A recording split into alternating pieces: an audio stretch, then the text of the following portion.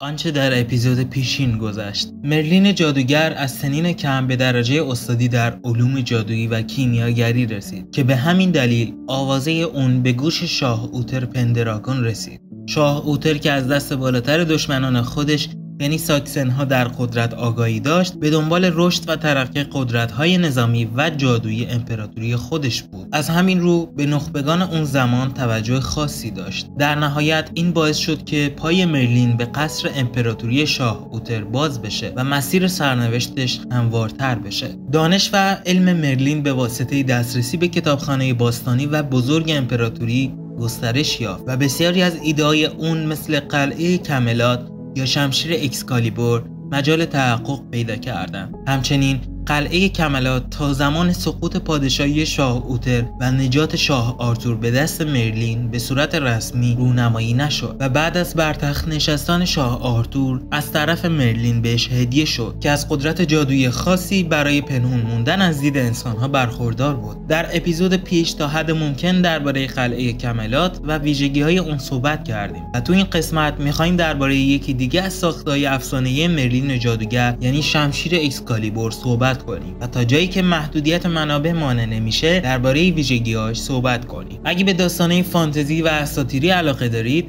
شما حتما باید در جمع مشترکین ما باشید تا از مهمترین اثرات و رویدادهای دنیای اساطیر و افسانه‌ها بیخبر نمونید. اولین اشاره به شمشیر اکسکالیبور در ادبیات تاریخی. به شمشیر اکسکالیبور در منابع باستانی زیادی اشاره شد، اما طبق آخرین تحقیقات منتشر شده اولین بار اسم این شمشیر در شعری به نام مرلین از شاعر فرانسوی رابرت دبورون نوشته شده که در اواخر قرن 12 و اوایل قرن 13 میلادی زندگی می‌کرده. این شاعر قدیمی اولین فردی بود که به داستان مرلین و بسیاری از داستان‌های افسانه‌ای دیگه در اثرات ادبی خودش می‌پردازه. اسم اکسکالیبور و شمشیر در سنگ رو هم همین فرد اولین بار به کار میبره. امکان این وجود داره که تا پیش از این فرد داستان مرلین جادوگر و شاه آرتور به صورت شفاهی دست به دست می‌شده و بعد از اینکه این شاعر فرانسوی داستان مرلین رو در قالب شعر منتشر میکنه، ورود داستان‌های مشابه به ادبیات رایج میشه. در واقع اینکه ما امروز به این خوبی مرلین رو میشناسیم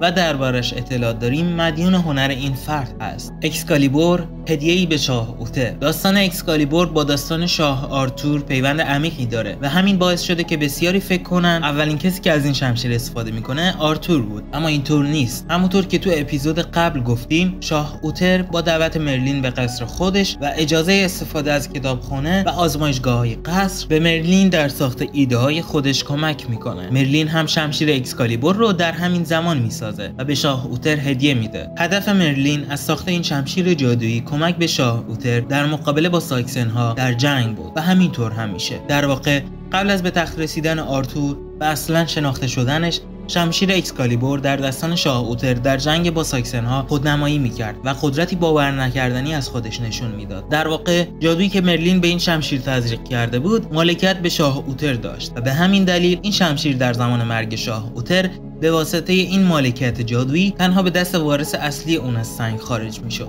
هدف مرلین از ساخت اکسکالیبور. در ادامه داستان مرلین جادوگر به این نتیجه میرسیم که هدف مرلین از ساخت این شمشیر تنها کمک به شاه اوتر نبوده، بلکه محافظت از تاج و تخت اون بعد از مرگش بوده. همونطور که گفتیم، جادوی درون این شمشیر تنها به دستان مالک یا وارث اصلی این شمشیر واکنش نشون میداد. از این طریق بعد از مرگ شاه اوتر، اگه کسی به دروغ ادعای مالکیت تاج و تخت اون رو داشت، با دست زدن به این شمشیر مشخص میشد که حقیقت داره یا نه. مرلین با این کار از حق دوست صمیمیش شاه آرتور برای تاج و تخت در برابر افراد سودجویی که قصد تصاحب تخت پدرش رو داشتن مواظبت کرد. اکسکالیبور و انتخاب آرتور برای جانشینی. بعد از مرگ شاه اوتر در جنگ با ساکسن ها، افراد بسیاری از خانواده شاه اوتر ادعای پادشاهی میکردند و اصلا کسی به شاه آرتور نوجوان اونطور که باید توجهی نداشت. همچنین شاه آرتور بعد از مرگ پدرش و نجات پیدا کردن توسط مرلین از دست ساکسن ها، مدت زیادی دور از بقیه در کنار برادر بزرگترش زندگی میکرد و آموزش‌های نظامی میدید. این مورد لازم بود چون ممکن بود که از طرف دشمنای پنهانش مورد تهدید قرار بگیره. این هم دلیلی بود که باعث میشد خیلی ها شاه آرتور رو فراموش کرده باشن. زمانی که خاندان شاه آرتور با انتخاب جانشین به چنین مشکلی برمیخورن، مرلین یک چالش پیشنهاد میده تا جانشین شاه اوتر مشخص بشه و هر کس این چالش جادویی رو برنده بشه، وارث واقعی و خونی شاه اوتر مشخص بشه. گفته میشه شبی که مرلین این پیشنهاد رو به خاندان امپراتوری میده، شب کریسمس بوده و در یک مکان معنوی و کلیسا حضور داشتن. مرلین حضار رو به محوطه حیات دعوت میکنه و در محوطه حضار با شمشیر اکسکالیبور مواجه میشن که با قدرت در تک سنگی فرو رفته بود. مرلین گفت شمشیر اکسکالیبور و جادوی درون اون متعلق به شاه اوتره و تنها به وارث اصلی و ژنتیکی اون واکنش نشون میده و از سنگ خارج میشه. تمامی افرادی که ادعای وراثت و پادشاهی داشتن یک به یک بارها و بارها تلاش میکنن اما موفق به این کار نمیشن. در این موقع آرتور اصلا در جمع حضور نداشت و حتی کسی به اون خبر نداده بود که چنین چالشی برای انتخاب جانشینی در حال برگزاری هست. آرتور تنها متوجه انبوه افرادی میشه که در حیاط جمع شدن و بدون اینکه بدون چه خبره به سمت اونها میره و متوجه چالش میشه. بعد از اینکه همه افراد مدعی تلاش میکنن اما موفق نمیشن که شمشیر رو از سنگ جدا کنن، نوبت به آرتور نوجوان میرسه. در کمال تعجب آرتور در اولین تلاش و با کمترین تلاش به آسونی شمشیر رو از سنگ جدا میکنه. گفته میشه حتی برای اینکه آرتور مطمئن بشه این موقعیت از روی اتفاق نبوده، چندین بار دیگه شمشیر رو در سنگ فرو میکنه و دوباره از سنگ جدا میکنه تا زمانی که مرلین به وسط جمع میاد و اعلام میکنه که آرتور جانشینی حقیقی پدرش و پادشاه جدید بریتانیا است. و اینطور بود که در شب کریسمس آرتور به وسیله جادوی شمشیر اکسکالیبور پادشاه بریتانیای کبیر میشه و حق خودش در جانشینی رو دریافت میکنه و مطمئنا اگر اکسکالیبور و ساخته شدنش توسط مرلین نبود این اتفاق نمیافتاد و در همون ابتدای کار امپراتوری بریتانیا به واسطه اختلافات درونی از هم میپاشید. نگاهی گذرا به بانوی دریاچه. اگر از قبل مرلین رو میشناسید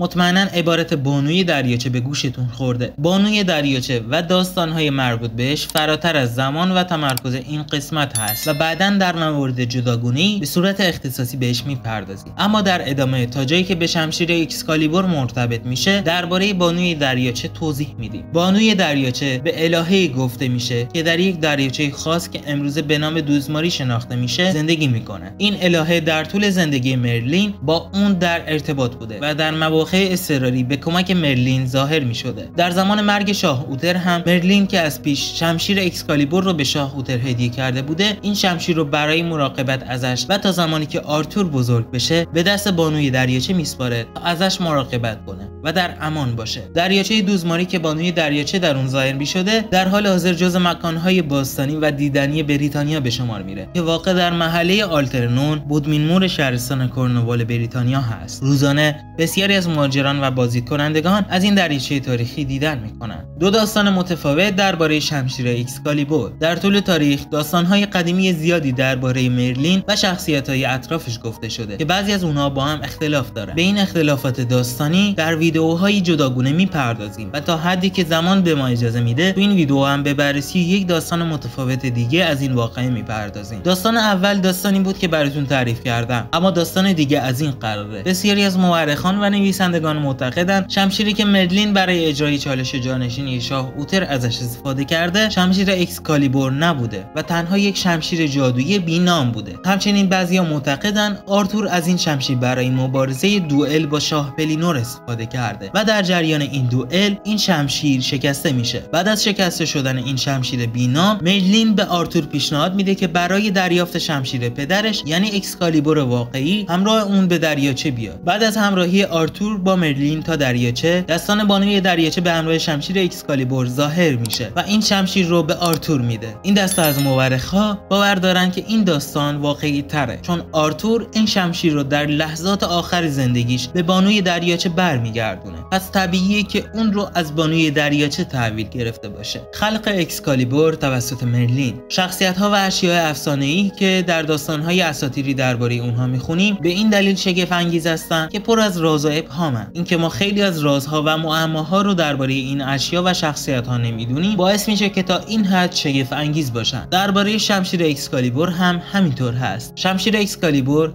که که صدها نام برای اون تو کتاب‌ها و اسناد تاریخی و ادبی وجود داره، معروف هست به شمشیری ساخته شده از نفس اژدها. به احتمال زیاد همون اژدهای معروفی که مرلین در خفا شاید در غاری پنهان مراقبت میکرد و پرورش میداد و در نهایت زمانی که پادشاهی آرتور درگیر جنگ سختی بود از اون رونمایی کرد. شمشیر اکسکالیبور مثل یک موجود دارای روح جاودانه میتونست مالک اصلی خودش رو شناسایی کنه و تنها به اون خدمت کنه. این دلیلی بود که هیچ وقت این شمشیر بعد از مرگ آرتور دزدیده نشد و هیچ فرد دیگه‌ای نتونست از اون استفاده کنه. حتی اون شوالیه‌ای که در لحظات پایانی زندگی آرتور از طرف آرتور مأمور شده بود تا اکسکالیبور رو به بانوی دریاچه برگردونه. نویسندگان و ادیبان سرشناس دنیا معتقدند که فلز اکسکالیبور به قدری برنده بود که در سنگ به راحتی فرو میرفت و در عین حال اون قدر سبک بود که انگار که چوبی رو به دست گرفتی. این ویژگی باعث میشد که مبارزان نابغه‌ای مثل آرتور یا پدرش اوتر بتونن از اون برای اجرای تمامی مهارت‌های جنگ خودشون استفاده کنن. شایعاتی درباره پیدا شدن شمشیر اکسکالیبور. شمشیرهای زیادی در طول تاریخ در زمان پادشاهان بعد از آرتور در جریان اکتشافات مختلفی کشف شدن که فرض میشد شمشیر افسانه‌ای اکسکالیبور باشن، اما هیچ کس نتونست چنین چیزی رو ثابت کنه. حتی در حالی که شمشیرهای مورد نظر ویژگی‌های شگفت‌انگیزی داشتن و خیلی‌ها باور می‌کردن که این شمشیرها میتونن همون شمشیر افسانه‌ای اکسکالیبور باشن، دلایلی روشن برای اثبات اینکه یکی از این شمشیرها اکسکالیبور باشن پیدا نشد. شمشیرهای پیدا شده مورد نظر معمولاً به عنوان هدیه از طرف پادشاه انگلستان به دیگر پادشاهان برای ایجاد روابط صلح‌آمیز اهدا می‌شدند که نشون دهنده اعتبار باستانی پایین اونها بود.